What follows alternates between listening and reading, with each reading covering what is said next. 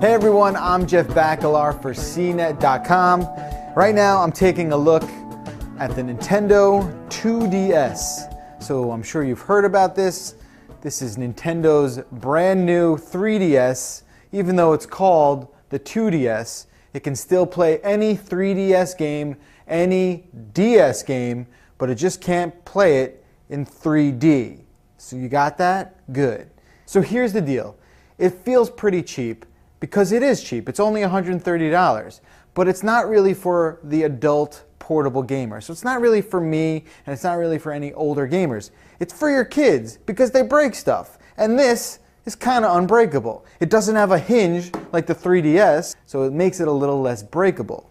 The only real moving parts on this thing are the joystick, and I can't really see a little kid breaking this as easily as he or she would with the 3DS. So that's basically the idea behind the design. So it's got this really interesting sort of wedge-shaped design. Kind of looks like a doorstop in many ways.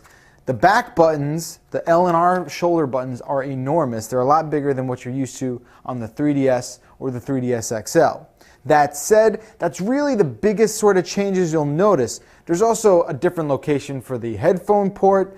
The home button feels a little differently, and to shut the screen off, you now have this sleep switch instead of being able to close the screen like you could on the 3DS. Around here on the side is an SD card slot, and Nintendo was nice enough to include a 4 GB SD card. What else is different? Well, they've changed the location of the joystick and the buttons. So if you recall, on the 3DS, they flanked the lower touch screen. On the 2DS, they are higher up. So when you're holding it, it does feel a little awkward. I'm not gonna lie, it definitely feels a little strange. You're gonna have to hold it with one hand like you would the 3DS to use the stylus, which is included here on the back.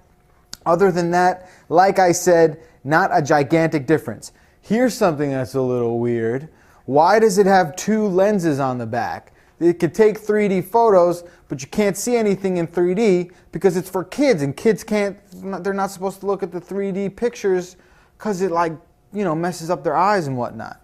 Nevertheless, you can still take 3D photos on the 2DS, which you can only view on the 3DS. So I hope you're taking notes because this is really confusing for me. All right? I can only imagine what a mom or dad would be experiencing trying to understand all this as well.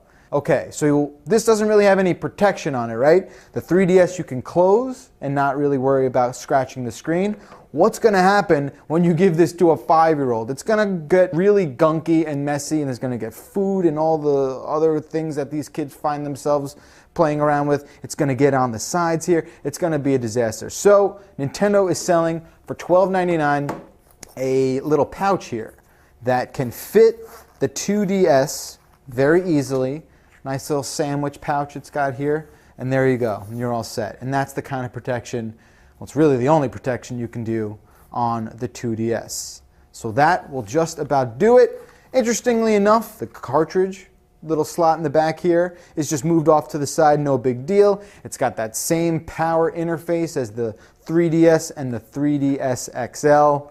And that is just gonna about do it for my first look at the Nintendo 2DS. For CNET.com, I'm Jeff Bacalar. Thanks for watching.